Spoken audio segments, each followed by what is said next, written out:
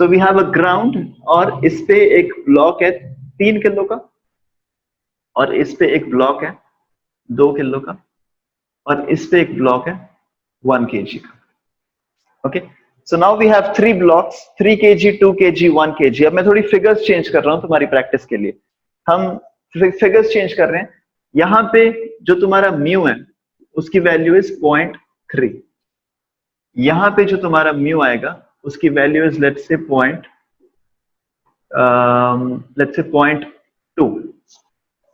ठीक है, तो दो अलग अलग मेरे पास फ्रिक्शन की कांस्टेंट्स हैं. तो मतलब ये एक ब्लॉक है, यहां पे भी फ्रिक्शन है, यहां पे भी फ्रिक्शन है, ये आइस है. तुम ये लगा लो जो अर्थ है वो आइस की बनी हुई है, तो ये वाला जो फ्रिक्शन है वो 0 है. नाउ द सिनेरियो इज कि जो बीच वाला ब्लॉक है उसको तुम धक्का मार रहे हो यहां से. बीच वाले ब्लॉक को तुमने F4 के साथ धक्का मारा राइट हैंड साइड से. सबसे पहले तो सिचुएशन समझते हैं होगा क्या, क्योंकि अब तुम इसको धक्का मार रहे हो, यहां पे भी फ्रिक्शन है, यहां पे भी फ्रिक्शन है, इन दोनों सरफेसेस पे फ्रिक्शन है. तो मतलब ये दोनों सरफेस तुम्हारे साथ साथ में चलेंगे जब तक तुम्हारा धक्का मारने की कैपेसिटी थोड़ी सी कम है. अगर तुमने कम फोर्स के साथ इनको धक्का मारा तो ये दोनों ब्लॉक्स तुम्हारे साथ साथ चलने की कोशिश करेंगे. लेकिन अगर मैंने इसको एकदम से धक्का मार दिया तो ये बीच वाले ब्लॉक की एक्सेलरेशन इस वाले ब्लॉक की एक्सेलरेशन और इस वाले ब्लॉक की एक्सेलरेशन से अलग हो जाएगी. बीच वाले ब्लॉक की एक्सेलरेशन इस वाले ब्लॉक की एक्सेलरेशन और इस वाले ब्लॉक की एक्सेलरेशन से अलग हो जाएगी. और फिर ये अपना अलग जाएगा, ये अपना अलग जाएगा, ये अपना अलग जाएगा. ठीक है, तो ये हमें पूरी की पूरी सिचुएशन एनालाइज करनी है कि अभी मैं तुम्हें क्वेश्चन कुछ नहीं दे रहा कि ये फोर्स निकालो, क्या निकालो, वो निकालो. हम पूरा एनालिसिस करेंगे अगले 15 मिनट तक. हम इसका पूरे अच्छे से एनालिसिस करेंगे कि कैसे कैसे क्या क्या होगा. मैं फोर्स को धीरे धीरे बढ़ाऊंगा. अभी ये फोर्स 0 न्यूटन है, अभी ये तीनों ब्लॉक्स यहाँ पे पड़े हैं अपना आराम से. मैं फोर्स को धीरे धीरे बढ़ाता जाऊंगा, बढ़ाता जाऊंगा, बढ़ाता जाऊंगा एंड विल सी कि कौन सा ब्लॉक कब मूव करना स्टार्ट करेगा, कब स्लाइड करना स्टार्ट करेगा, कौन सा ब्लॉक की एक्सेलरेशन किस टाइम पे क्या होगी. हम पूरा इसका एनालिसिस करेंगे. ठीक है, तो तुम बहुत ही ध्यान से सुनना. अगले 15 मिनट तक हम इसी की बात करेंगे. और जशन तुम भी इसको थोड़ा सा सुनना. ठीक है, आई नो तुमने पुराने कॉन्सेप्ट्स नहीं किए हैं, लेकिन इसको एक बार सुन के देखो. ठीक है, now let's start this. Okay, सबसे पहले तो at present all these blocks are at rest. क्योंकि यहां पे कोई धक्का नहीं लग रहा, तो राइट हैंड साइड पे कोई फोर्स नहीं लग रही, लेफ्ट हैंड साइड पे कोई फोर्स नहीं लग रही. जो सारी फोर्सेस लग रही हैं वो इसकी mg वाली नीचे लग रही है और नॉर्मल रिएक्शन ऊपर लग रहा है. तो इसका मतलब एट प्रेजेंट ये बिल्कुल रेस्ट पे है, सबकी एक्सेलरेशन 0 है, फ्रिक्शन 0 है. Please give me a thumbs up Saik and Kashish. At present सबकी एक्सेलरेशन 0 है, सब पे फ्रिक्शन 0 एक्ट कर रही है. दिस इज जस्ट लाइक एक ब्लॉक है, उसके ऊपर ये एक ब्लॉक पड़ा है, उसके ऊपर ये एक ब्लॉक पड़ा है. ये 3 ब्लॉक पड़े हैं, कोई इन पे फोर्स नहीं लग रही, तो एक्सेलरेशन 0 है. एक्सेलरेशन 0 है तो उसके बाद मतलब इनकी फ्रिक्शन भी 0 होगी. First case is very much clear to me. अब समझते हैं होगा क्या. मैंने इस पे थोड़ी सी फोर्स लगाई, थोड़ी सी फोर्स मतलब 1 न्यूटन फोर्स. थोड़ा सा बीच वाले ब्लॉक को मैंने थोड़ा सा धक्का मारा ऐसे. तो अब देखते हैं कौन सा ब्लॉक फ्रिक्शन एक्ट करेगा कौन से वाले ब्लॉक पे. सबसे पहले तो अब ये क्योंकि मूव करना स्टार्ट हो गया तो इन दोनों ब्लॉक्स के बीच में एक रिलेटिव मोशन होगा. और ये मूव करना स्टार्ट किया है इसलिए इन दोनों ब्लॉक्स के बीच में भी एक रिलेटिव मोशन होगा.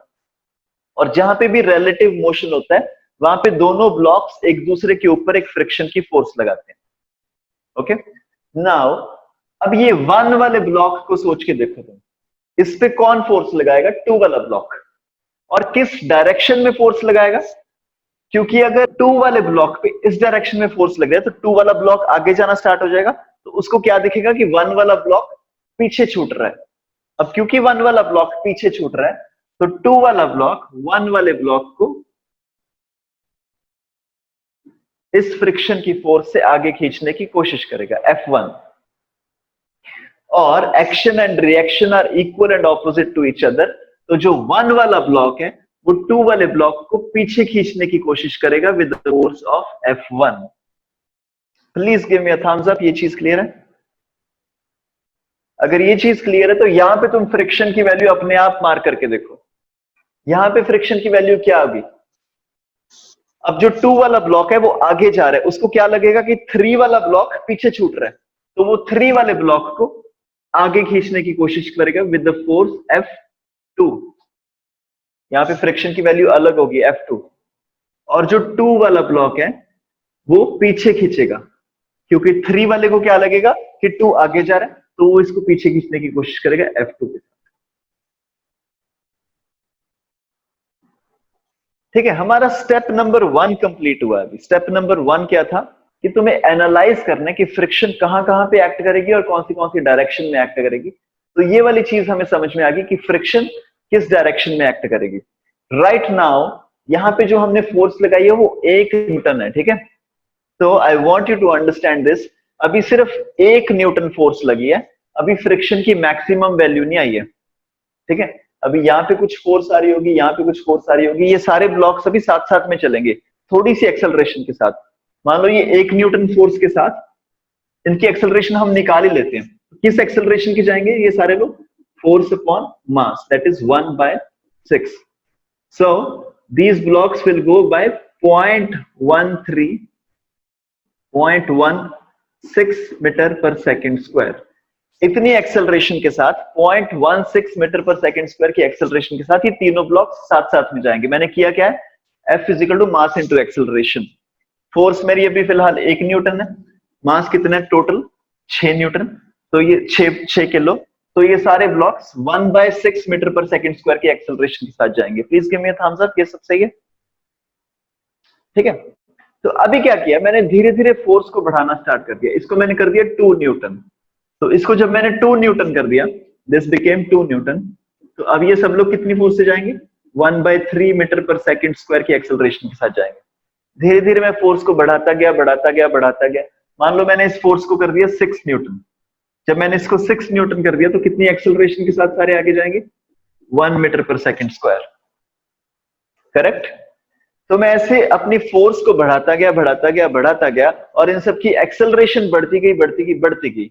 And then came a point, फिर एक ऐसा पॉइंट आ गया कि इन दोनों में से कोई एक ब्लॉक ऐसा था, इन दोनों में से एक ब्लॉक ऐसा था जो कि इस एक्सेलरेशन को कैचअप नहीं कर पाया।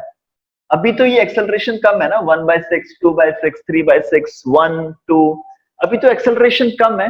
फिर एक ऐसा टाइम आएगा जब इन दोनों में से कोई एक ब्लॉक बाकी ब्लॉक्स की एक्सेलरेशन को कैचअप नहीं कर पाएगा और वो वाला ब्लॉक पीछे छूट जाएगा, ठीक है। मान लो एक टाइम ऐसा आ गया कि ये थर्ड वाला जो ब्लॉक है वो इसकी एक्सेलरेशन को कैचअप नहीं कर पा रहा ऊपर दो की, तो ये थर्ड वाला ब्लॉक पीछे छूट जाएगा और ऊपर दो वाले ब्लॉक साथ साथ में जाएंगे। Okay, please give me a thumbs up, सही है। और उसके बाद एक ऐसा टाइम आएगा, फोर्स तो हम बढ़ाते ही जा रहे हैं, धीरे धीरे फोर्स तो बढ़ती जा रही है बढ़ती जा रही है, फिर धीरे धीरे एक ऐसा टाइम आएगा कि ये जो 1 वाला ब्लॉक है ये भी इसकी एक्सेलरेशन को कैचअप नहीं कर पाएगा, जब एक्सेलरेशन बहुत ज्यादा बढ़ जाएगी, ठीक है। तो सिनेरियो हमें समझ में आ गया कि जब हम फोर्स को बढ़ाते जाएंगे, so what will happen is a point will come where any one of these blocks will not be able to catch up with the acceleration of the middle block. Middle वाला जो block है उसकी acceleration infinite हो सकती है, क्योंकि ये force हम खुद लगा रहे हैं। ये जो मैंने यहाँ पे 6 न्यूटन लिखा है ना, मैं इसको 6 करोड़ न्यूटन भी लिख सकता हूँ। तो मतलब जो बीच वाला ब्लॉक है उसकी एक्सेलरेशन कितनी भी हो सकती है, क्योंकि एक्सटर्नल फोर्स लग रही है। लेकिन जो ये है, ये दोनों जो ब्लॉक है, इन पे एक्सटर्नल फोर्स कोई नहीं लग रही, इन पे जस्ट फ्रिक्शन एक्ट कर रही है। तो इनकी जो भी छोटी सी बेचारी एक्सेलरेशन आएगी इनकी, वो फ्रिक्शन की वजह से आएगी, करेक्ट। तो अब हम क्या करेंगे, कैलकुलेट करेंगे। हमारा स्टेप नंबर 1 हुआ अभी एनालिसिस। एनालिसिस हो गया कि सिचुएशन कैसी है। स्टेप नंबर 2 क्या है, अगर तुम अपने नोट्स में देखोगे, स्टेप नंबर 2 है तुम्हारा कि ये जो सारे सर्फेसेस हैं, सर्फेस 1, सर्फेस 2, यहां पे जो जो फ्रिक्शन की वैल्यू आ रही है F1 या फिर F2, इनकी तुम मैक्सिमम वैल्यू निकाल दो। F1 की तुम मैक्सिमम वैल्यू निकाल दो। तो ये जो F1 है इसकी मैं मैक्सिमम वैल्यू निकाल रहा हूं। इसको तुम कैसे निकालोगे, म्यू टाइम्स एन। यहाँ पे जो म्यू है और यहाँ पे जो नॉर्मल रिएक्शन है, यहाँ पे नॉर्मल रिएक्शन कितना है, mg नीचे एक्ट कर रहा है तो नॉर्मल रिएक्शन ऊपर कितना होगा 10, ठीक है, नॉर्मल रिएक्शन ऊपर 10 होगा और ये म्यू इसका 0.2, तो यहां पे your force of friction will B 2 Newton. Similarly जो F2 है, F2 की मैक्स वैल्यू क्या होगी, this is 1 + 2 30 into 0.3 which gives me 9 Newton. Please give me a thumbs up, इसमें कोई प्रॉब्लम तो नहीं है, हमारी प्रैक्टिस हो चुकी होगी अब इस सबको कैलकुलेट करने की। फ्रिक्शन 1 की मैक्सिमम वैल्यू मैंने निकाली है 2 न्यूटन, फ्रिक्शन 2 की मैक्सिमम वैल्यू मैंने निकाली है 9 न्यूटन। अगर इसमें कोई भी प्रॉब्लम हुई कशिश तो please raise your hands, okay, और you can unmute your microphone. यहां पे जो F1 है उसकी मैक्सिमम वैल्यू हो सकती है 2 न्यूटन, और ये जो F2 है इसकी मैक्सिमम वैल्यू हो सकती है 9 न्यूटन, ठीक है। I want you to once again understand कि अभी इनकी वैल्यू इतनी नहीं है, अभी ये वैल्यू 2 न्यूटन नहीं है, अभी ये वैल्यू 9 न्यूटन नहीं है, ये मैक्सिमम वैल्यू है, इतनी वैल्यू हो सकती है, ठीक है। तो अगर मैक्सिमम वैल्यू F1 की हो सकती है 2 न्यूटन, तो अभी हम देखते हैं कि 1 kg का जो ब्लॉक है उसकी मैक्सिमम एक्सेलरेशन कितनी हो सकती है। तो 1 kg वाला ब्लॉक जो है उसका अगर तुम फ्री बॉडी डायग्राम बनाओ तो उस पर सिर्फ फ्रिक्शन एक्ट कर रही है जिसकी maximum value is 2 Newton. So you know 2 is equal to 1 into acceleration, and acceleration comes out to be 2 meter per second square. इसका मतलब जो ऊपर वाला ब्लॉक है उसकी मैक्सिमम एक्सेलरेशन हो सकती है 2 metre per second square. Similarly जो ये 3 kg वाला ब्लॉक है इसकी मैक्सिमम एक्सेलरेशन हो सकती है 3 मीटर पर सेकंड स्क्वायर। ये मैंने 3 मीटर पर सेकंड स्क्वायर कैसे निकाला, F2 की maximum value 9 newton, 9/3 is equal to 3 metre per second square. तो मेरे को इन दोनों ब्लॉक्स की मैक्सिमम एक्सेलरेशन पता चल गई, लेकिन मैंने 2 का तो अभी एनालिसिस किया नहीं। 2 का एनालिसिस मैंने क्यों नहीं किया, क्योंकि इस पे एक्सटर्नल फोर्स लग रही है, इसकी एक्सेलरेशन कितनी भी हो सकती है, बढ़ सकती है, लेकिन ये जो 1 और 3 है इनकी एक्सेलरेशन किस पे डिपेंड करेगी, सिर्फ फ्रिक्शन की फोर्स पे। फ्रिक्शन की मैक्सिमम वैल्यू मैंने निकाल ली म्यू एन से, मैक्सिमम वैल्यू ऑफ फ्रिक्शन से मैंने निकाल लिया उनकी मैक्सिमम एक्सेलरेशंस। तो ऊपर वाले ब्लॉक की मैक्सिमम एक्सेलरेशन आ गई 2 मीटर पर सेकंड स्क्वायर, नीचे वाले ब्लॉक की मैक्सिमम एक्सेलरेशन आ गई 3 metre per second square. Please give me a thumbs up if all this is clear. सैक, ऑलराइट, ठीक है जी, ये समझ में आना बहुत जरूरी है आगे बढ़ने से पहले, ठीक है।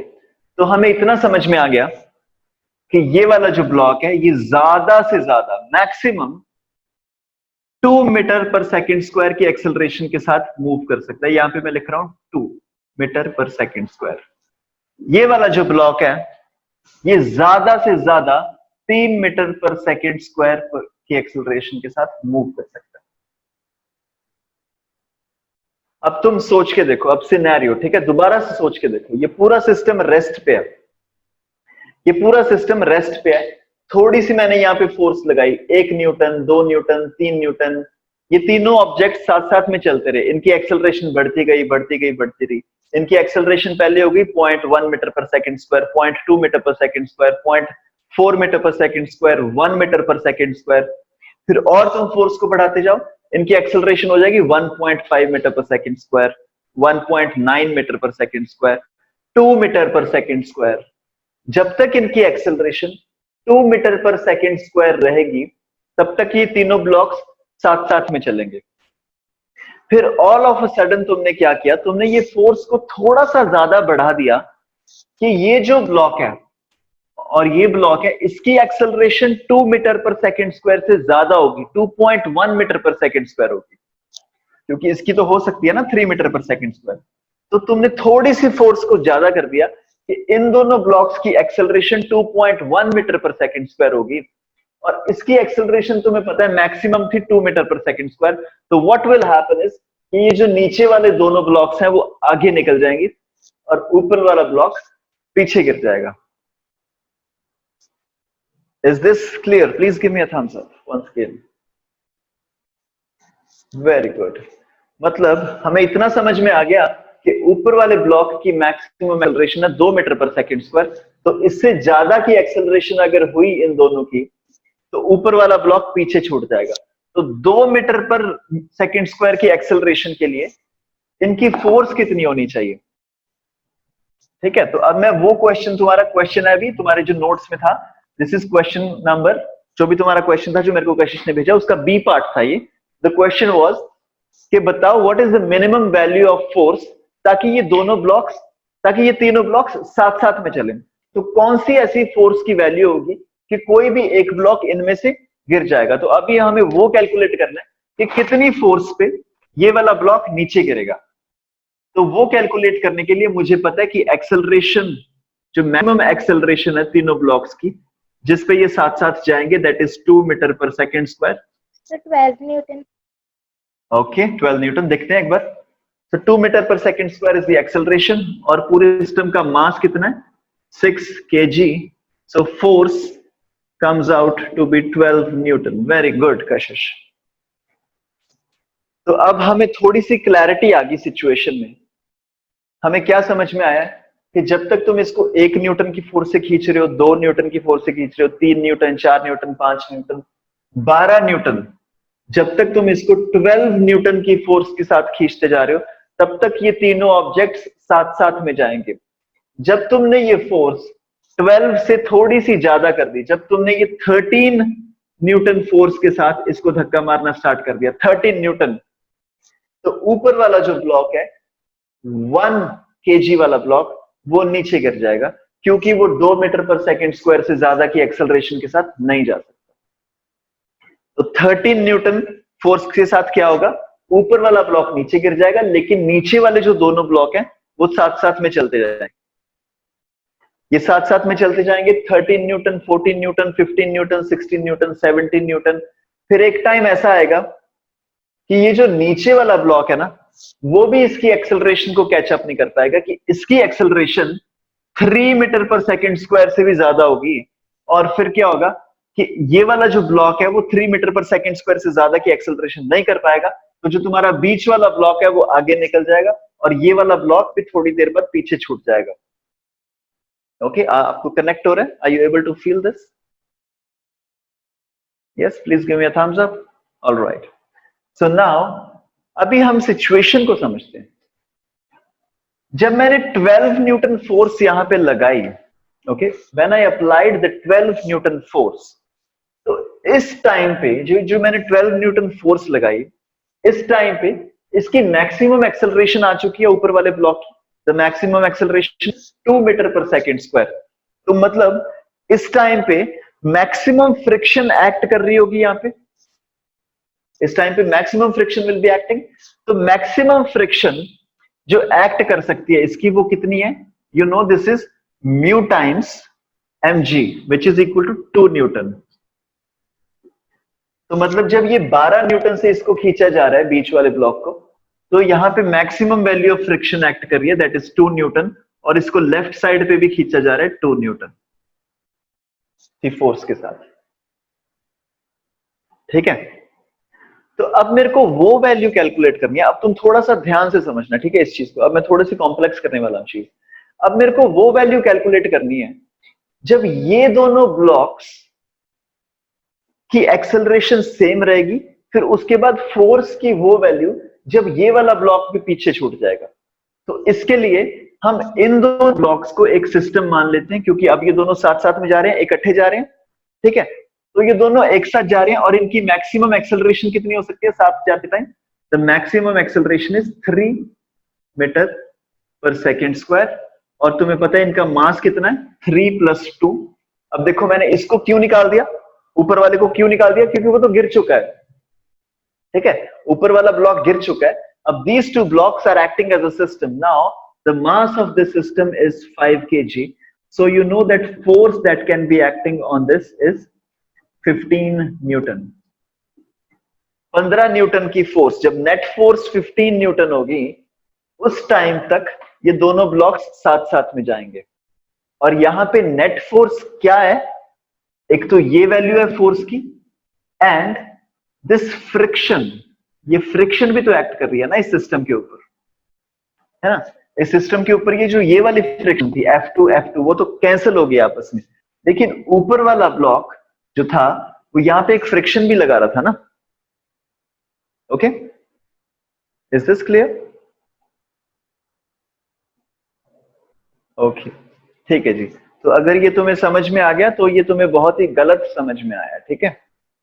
क्योंकि we need to understand this कि भाई जब 12 न्यूटन फोर्स हमने ऑलरेडी लगा दी, उसके बाद जब हमने थोड़ी सी फोर्स बढ़ाई 13 न्यूटन 14 न्यूटन, तब ये वाला ब्लॉक तो गिर चुका है ना, ये तो पीछे गिर चुका ऑलरेडी, ये स्लाइड होके ऑलरेडी पीछे गिर चुका है। तो इस बार जब ये पीछे गिर चुका है, we will not be considering this force any more. ये जो F1 है, F1 और ये F1, ये अभी इस पे कोई भी फ्रिक्शन की वैल्यू नहीं लगाएगा, क्योंकि this block has already fallen down. For example, okay, imagine this is a book, okay, so we have a book here.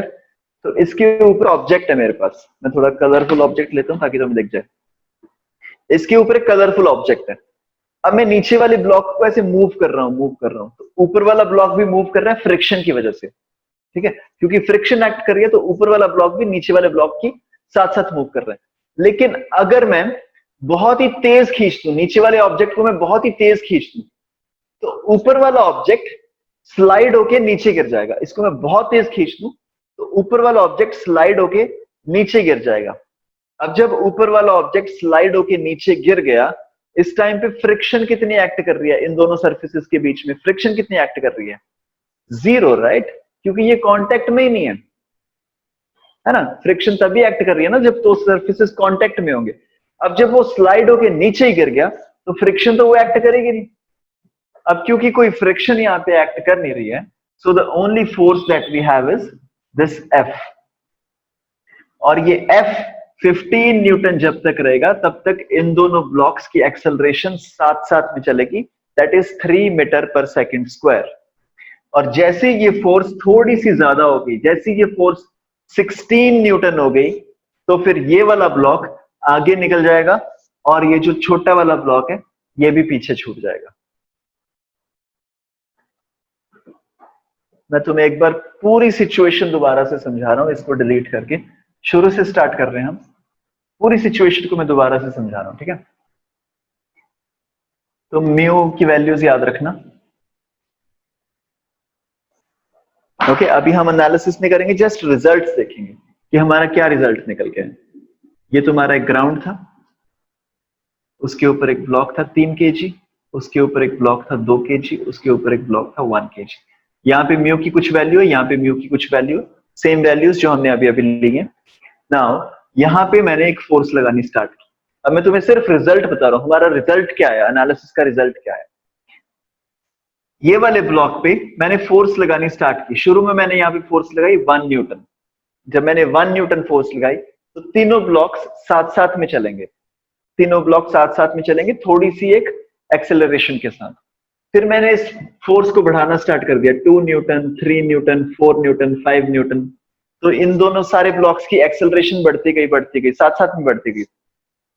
फिर इस फोर्स को मैंने ऑल ऑफ अ सडन मैंने 12 न्यूटन कर दिया। मैं इसको 12 न्यूटन फोर्स के पास ले गया। फिर 12 न्यूटन फोर्स जब हो गई तीनों ब्लॉक्स की, 12 न्यूटन फोर्स जब मैंने लगाई तो all of them they were moving with an acceleration of 2 metre per second square. तब तीनों की एक्सेलरेशन थी 2 मीटर पर सेकंड स्क्वायर। फिर मैंने ये फोर्स को थोड़ा सा ज्यादा कर दिया, मैंने इसको कर दिया 13 न्यूटन। जब मैंने इस फोर्स को थोड़ा सा ज्यादा कर दिया 13 न्यूटन, तो ये ऊपर वाला ब्लॉक नीचे गिर गया और ये जो दोनों ब्लॉक्स थे ये साथ साथ में चलने स्टार्ट हो गए। अब 3 kg वाला ब्लॉक और 2 kg वाला ब्लॉक साथ साथ में जा रहे हैं और ये जो 1 kg वाला ब्लॉक था ये नीचे गिर गया। फिर मैंने इस फोर्स को थोड़ा और बढ़ाया, 13 Newton, 14 Newton, 15 Newton, till 15 Newton. जब तक ये वैल्यू 15 न्यूटन थी, ये दोनों ब्लॉक्स साथ साथ में चलते गए और इनकी मैक्सिमम एक्सेलरेशन कितनी आ गई? 15 न्यूटन पे इनकी मैक्सिमम एक्सेलरेशन आ गई 3 मीटर पर सेकंड स्क्वायर। लेकिन जब मैंने ये फोर्स 15 से थोड़ा सा ज्यादा कर दी, मैंने इस फोर्स को कर दिया 16 न्यूटन, तो all of a sudden what will happen is कि जो 2 वाला ब्लॉक है वो आगे निकल जाएगा और 3 वाला ब्लॉक पीछे छूट जाएगा।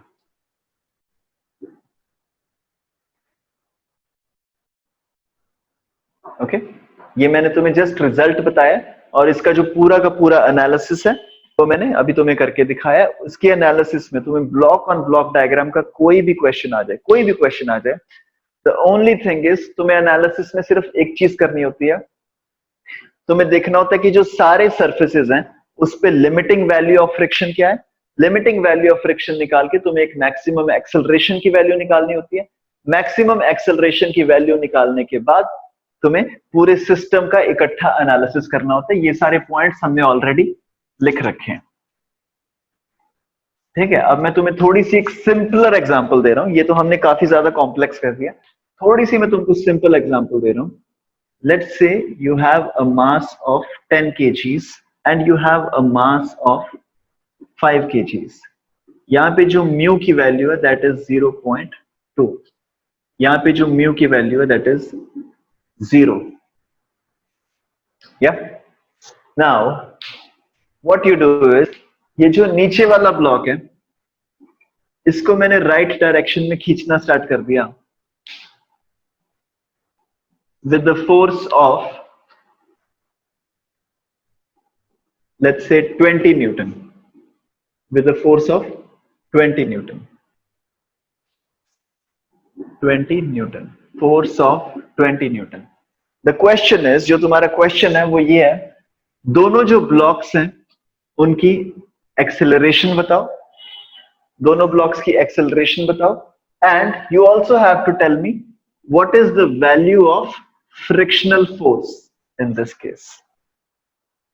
दोनों ब्लॉक्स की तुम्हें एक्सेलरेशन बतानी है और तुम्हें फ्रिक्शन की वैल्यू बतानी है। You have 3 minutes to do this. Please try this question.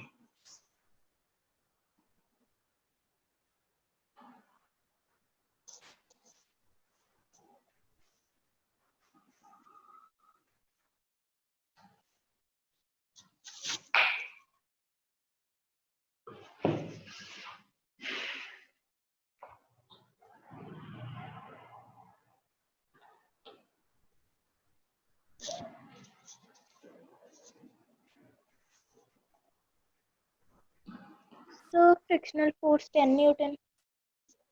Frictional force 10 newton, okay. उससे पहले एक्सेलरेशन कितनी होगी दोनों की?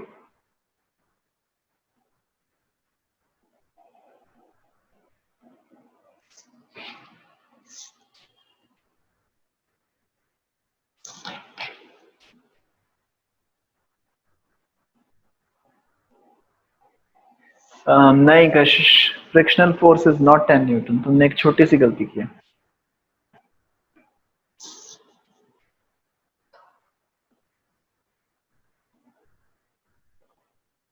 It's okay, take your time Kashish, इसको धीरे धीरे से करो ना, पूरा एनालिसिस करके।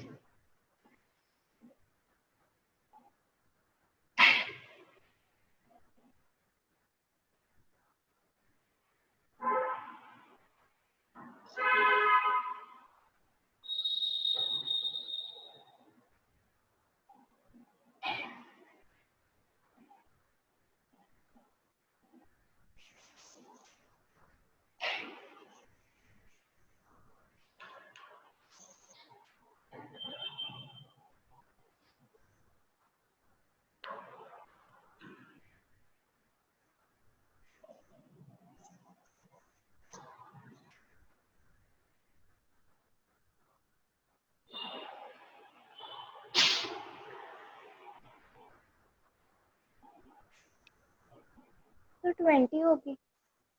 Frictional force 20 Newton. Yes sir.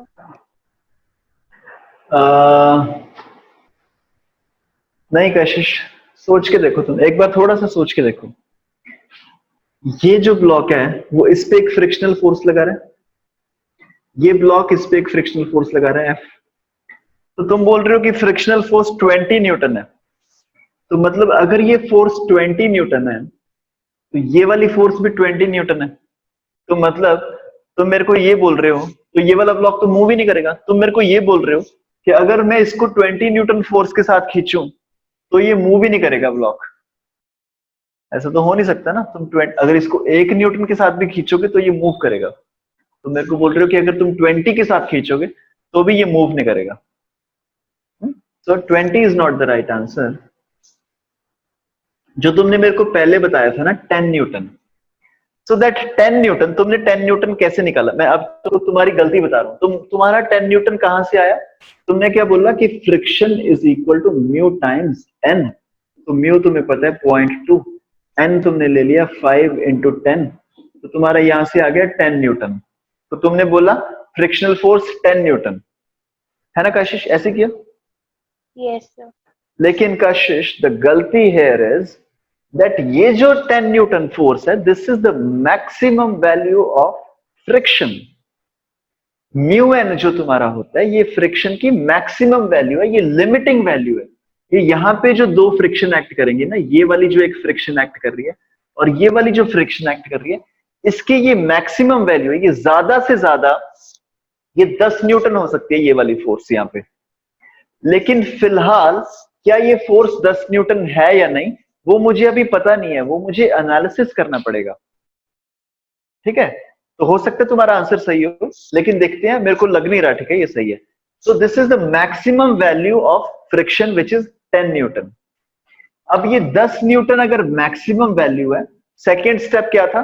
तुम इनमें से एक ऐसा ब्लॉक चूज करो जिसपे सिर्फ फ्रिक्शन एक्ट कर रही है। फ्रिक्शन किस पे एक्ट कर रही है? ये वाले ब्लॉक पे। इस पे सिर्फ फ्रिक्शन एक्ट कर रही है, तो इसकी एक्सेलरेशन कितनी आ जाएगी? मैक्सिमम एक्सेलरेशन इसकी कितनी आ जाएगी? 2 metre per second square. 2 metre per second square आ जाएगी इसकी मैक्सिमम एक्सेलरेशन। तो मतलब जब तक इन दोनों ब्लॉक्स की acceleration 2 metre per second square रहेगी या फिर उससे कम, तब तक ये दोनों साथ साथ में चलेंगे। तो 2 मीटर पर सेकेंड स्क्वायर की एक्सेलरेशन के साथ अगर इन दोनों को चलना है, तो यहाँ पे कितनी फोर्स के साथ मैं इनको धक्का मारूं? With force is equal to 15 into 2, that is 30 newton. तो जब तक मैं इनको 30 न्यूटन की फोर्स से खींचूंगा या फिर 30 न्यूटन की फोर्स से कम से खींचूंगा, तब तक ये दोनों ब्लॉक साथ साथ में जाएंगे। तो अब तुम देखो, ये दोनों ब्लॉक्स को कितनी फोर्स के साथ खींचे जा रहे हैं? 20 न्यूटन। तो ये 20 न्यूटन जो है वो 30 से कम है। इसका मतलब both of these blocks will go together. क्या ये ज्यादा कॉम्प्लेक्स तो नहीं हो रहा? Give me a thumbs up, साइक।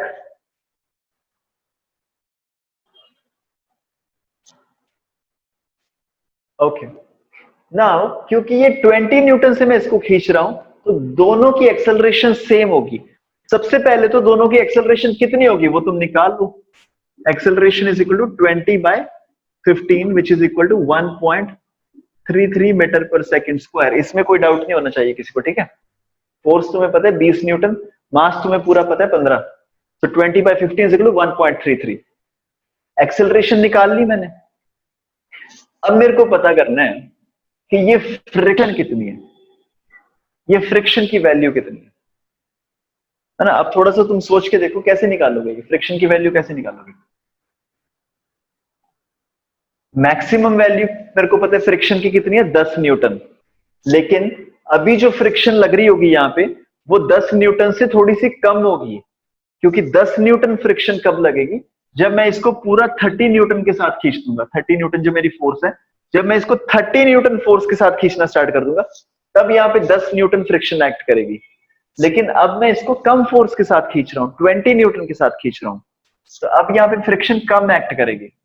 तो अभी फ्रिक्शन की वैल्यू निकालने के लिए अगर मैं 5 kg वाले ब्लॉक का फ्री बॉडी डायग्राम बनाऊं, तो the only force that is acting here is friction, and this friction is equal to mass into acceleration is equal to mass of the 5 kg block into acceleration which is 20/15। ये मैंने वहां से लिया, तो तुम इसको काट दो 3, this gives me 20/3 which is 6.67 Newton.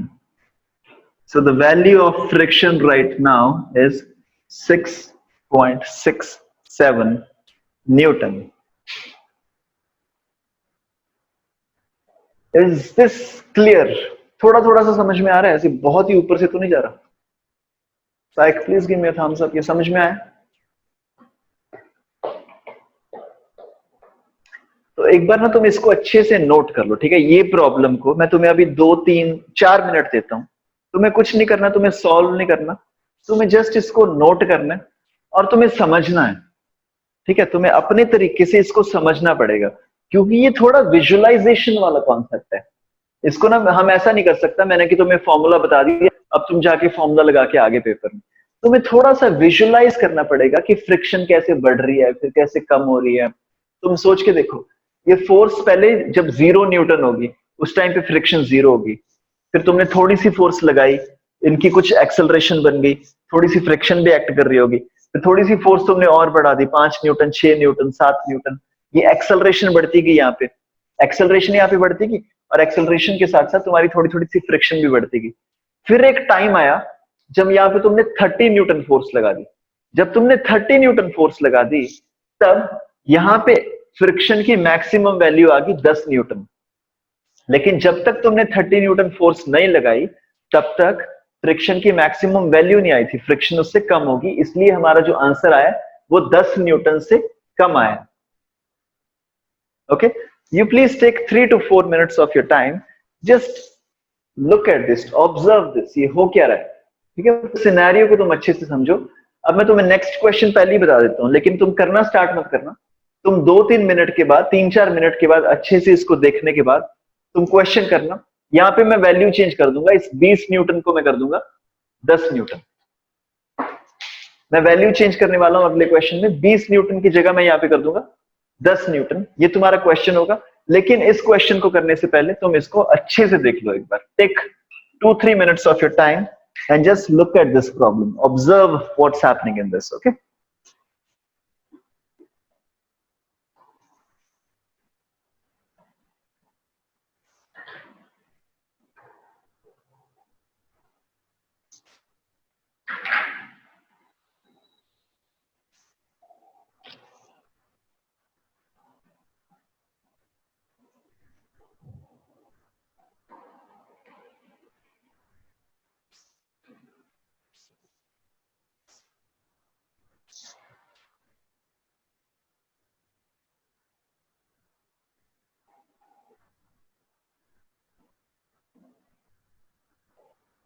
No, Kashish, the value of friction is 3.33.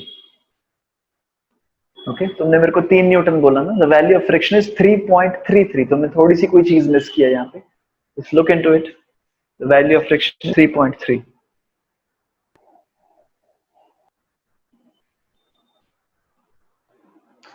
Okay, Sayak says sir please wait. क्या हो गया सायक? अच्छा, ये तुम आई थिंक पहले बोल रहे थे जब मैं उसको इरेज कर रहा था बोर्ड को ना।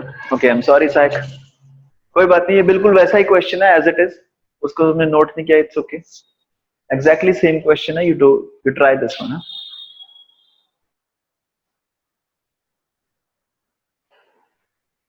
ठीक है जी, एक बार थोड़ा सा समझते हैं इस क्वेश्चन को। सबसे पहले तो मुझे ये पता है कि यहाँ पे 10 न्यूटन फोर्स एक्ट कर रही है। ये 10 न्यूटन 30 से कम है, 30 मैंने ऑलरेडी निकाल रखा है, बाकी सारी वैल्यूज हमारी सेम है। 30 मैंने ऑलरेडी निकाल रखा है कि जब तक ये दोनों 30 न्यूटन की फोर्स के साथ धक्का मारा जाएगा इनको, तब तक ये दोनों साथ साथ में चलेंगे। अब क्योंकि यहाँ पे 10 न्यूटन की फोर्स के साथ धक्का मारा जा रहा है, ये 10 न्यूटन 30 से कम है, मतलब ये दोनों साथ साथ में जाएंगे। तो साथ साथ में अगर जाएंगे तो इन दोनों को मैं एक सिस्टम मान सकता हूं, और ये जो पूरा सिस्टम है इसका मास कितना है 15 kg, फोर्स कितनी लग रही है सिस्टम पे 10 न्यूटन, तो एक्सेलरेशन कितनी आएगी सिस्टम पे, that is 10/15 which is equal to 2/3 meter per second square, which is 0.6 Kashish. So your answer is absolutely correct. Acceleration is 2/3 meter per second square. Next मेरे को निकालना है फ्रिक्शन कितनी एक्ट कर रही है। अब फ्रिक्शन, ये वाला ब्लॉक इस वाले ब्लॉक पे फ्रिक्शन लगाएगा आगे की तरफ F, इस पे सिर्फ फ्रिक्शन एक्ट कर रही है। So this F is equal to mass into acceleration. I know mass of the block is 5, I know acceleration is 2/3, so this gives me 10/3 which is equal to 3.33 Newton. So the value of friction that is acting right now is 3.33 Newton. Please give me a thumbs up, Saik and Kashish. Okay. Sir अगर हम हम 0.6 value put करते हैं तो 3 Newton आ रही है। 0.6। अच्छा हाँ कशिश, तो तुम यहाँ पे 0.6 पुट करोगे। हाँ अब तुम्हारी गलती ना थोड़ी सी कैलकुलेशन की गलती है। देखो मेरा एक्चुअली में फ्रिक्शन की वैल्यू कितनी आई है, 2/3। So 2/3 is how much, 2/3 is equal to 0.67। इतना हुआ ना, है ना। तो अगर मैंने इसको राउंड ऑफ करके, मैंने इसको अगर सिंपली 0.6 ले लिया, अब मैं 5 को, अब तुमने यहां से उठाई इस चीज को, ठीक है। अब मैं 5 को 0.6 के साथ मल्टीप्लाई कर रहा हूं, तो तुम्हारा आंसर आ गया 3 न्यूटन, है ना। ये भी सही है, इट्स ओके। अगर तुम्हारी ऑप्शंस दे रखी हैं 3 न्यूटन, 4 न्यूटन, 5 न्यूटन, 6 न्यूटन, तो ये तुम्हारा 3 न्यूटन सही आंसर आ गया। लेकिन ये जो 2/3 है, इसको हम 0.6 नहीं लिख सकते ना, इसको हमें लिखना पड़ेगा 0.67, है ना। तो अब अगर इसको 5 को तुम मल्टीप्लाई करोगे, 5 मल्टीप्लाइड बाय 0.67, तो तुम इसका आंसर निकाल के देखो। This is 35, 3 comes here, this is 33, so this gives me 33, so your answer comes out to be 33.5। तो exact answer is 33.5, okay. But हम इसको 33 न्यूटन लिख सकते हैं, या फिर क्योंकि हमारी अभी गलती क्या हुई, हमने 2/3 को राउंड ऑफ करके लिख दिया 0.6, बट एक्चुअली दिस इज 0.67। तो हमें पूरे डेसिमल तक उसको सॉल्व करना पड़ेगा, ठीक है। ये हमने ऑलरेडी चैप्टर कर रखा है सिग्निफिकेंट फिगर्स में, ओके। आई एम सॉरी, यहाँ पे 2 स्पेसेस है ना, तो this is 3.35, okay, so the value of friction comes out to be 3.3